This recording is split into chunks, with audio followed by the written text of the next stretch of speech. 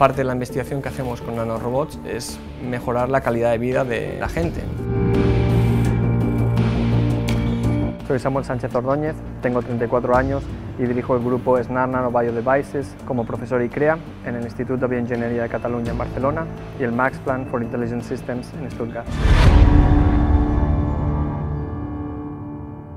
Y lo vi unas cositas que se movían, que parecían unas bacterias, algo que como tenía vida de forma artificial, y dije, wow, eso es lo que quiero hacer de mi estancia de postdoctoral. Un nanorobot es como un submarino muy pequeño que puede autopropulsarse, quiere decir que se mueve por sí mismo, dirigirlo donde queremos y una vez que llegue allí, que realice una tarea, una función, que haga algo, que puede liberar un fármaco, que puede penetrar en un tejido. Yo salí de España, me fui a Japón, que es otro mundo. Estás solo, estás en un mundo diferente, cultura diferente, lengua diferente, el idioma, pero eso te hace más fuerte cada día.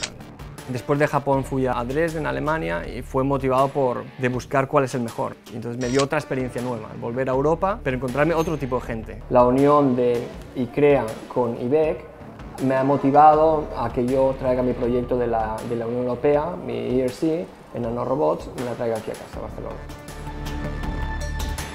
Los jóvenes investigadores tienen que irse al extranjero, de conocer otras culturas, de conocer otros laboratorios, de tener otras ideas, pero que se acuerden de volver. Pero no solo los jóvenes, sino las instituciones también se tienen que acordar de que hay gente fuera buena y que hay que recibirlos.